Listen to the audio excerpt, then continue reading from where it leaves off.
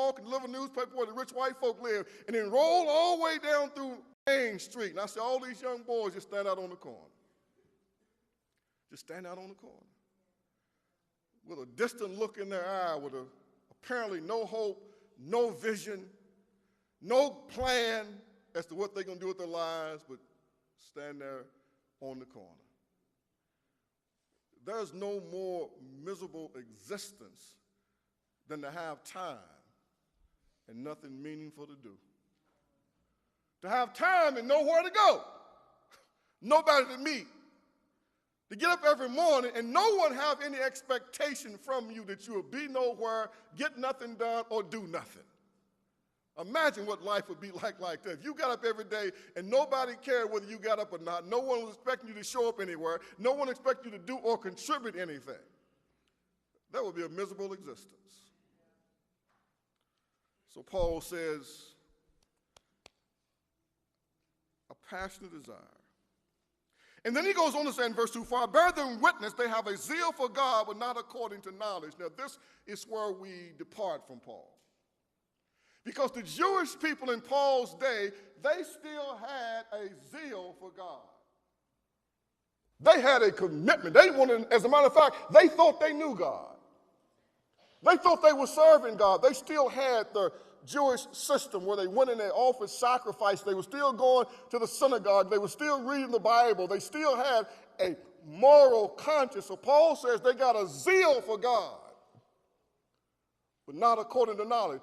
The problem now is that our people no longer have a zeal for God.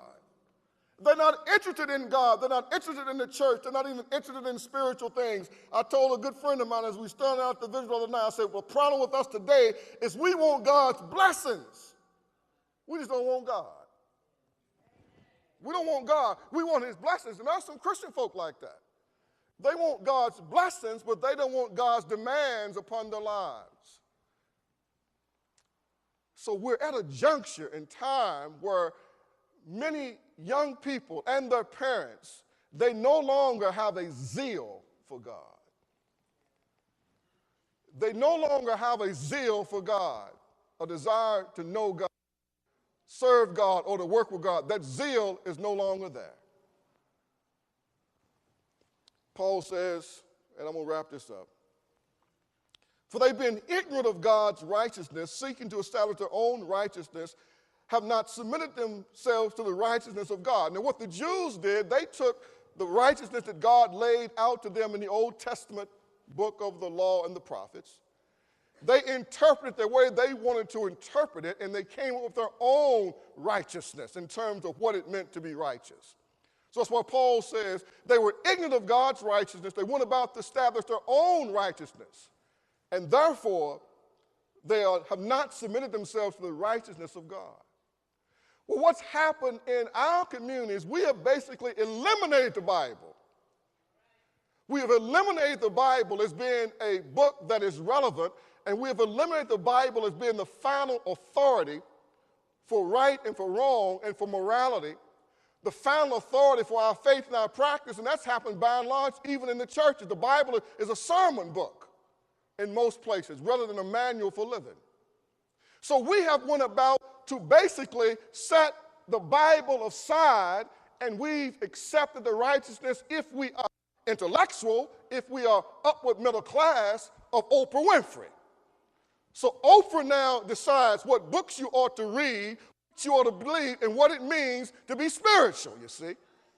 Now, if you're at the other end of the spectrum, you're not a middle or upper middle class or upper middle class wannabe, then we accept the morality of Tupac, a dead man, Notorious B.I.G., another dead man, of Snoop, of Nas, and this cast of characters.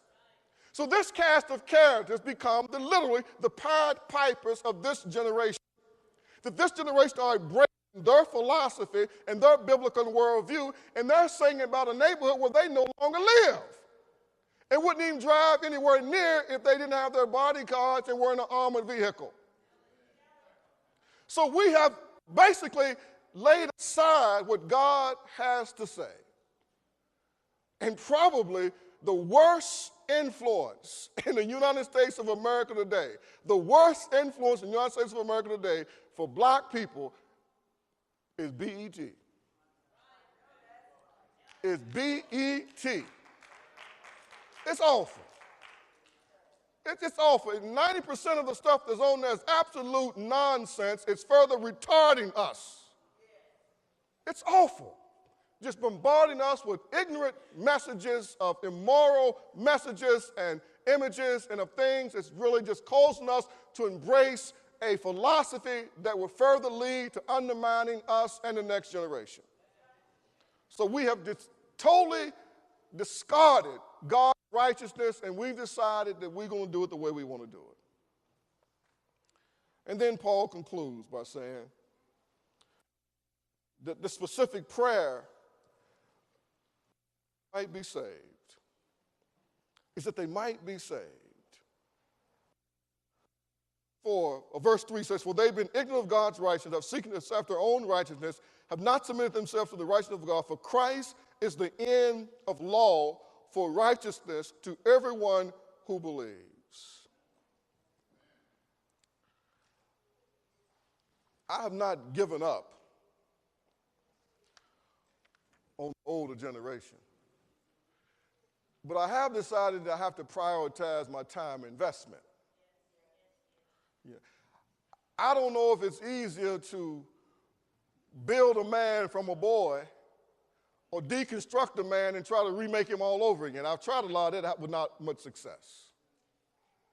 And that's why I believe that with passion, with the same passion that Osama bin Laden has to win those boys in Afghanistan and to enroll them in the madrasa school and to indoctrinate them with his view of Islam and to teach them to hate us and anybody who's from the West and try to destroy and to kill us, we got to have that same passion to say that the children of our community, they are our treasure. Not only are they our treasure, they're your Social Security. You better wake up and realize it.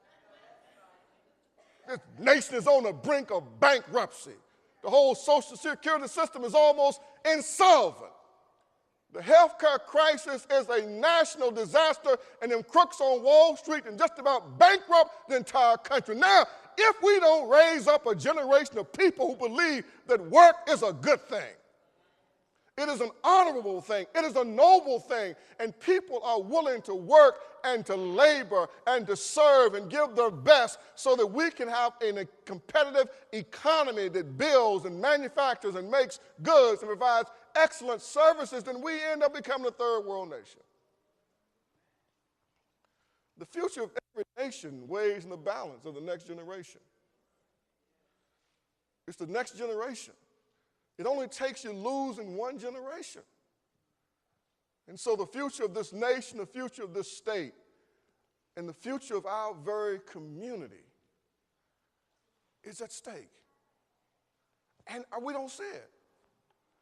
We don't see it. We don't see that in 5 years, 10 years, 15 years, some of us will not be able to duck to get out of the way of a bullet. We will not be strong enough to resist any type of assault on our lives. If somebody don't take care of us, then we will be the victims, the sitting ducks, who literally are sitting ducks, unable to do anything about the onslaught that's coming at them. If we didn't believe in Jesus, if we didn't believe in God, if we didn't believe in heaven or hell, but if we believed in just good old self-interest, if we believed in just good old self-preservation, then we'd realize it's in our own best interest to try to do something to see if we can win this next generation. But we do believe in Jesus. And we do believe in God. And we do believe in heaven. And we do believe in hell.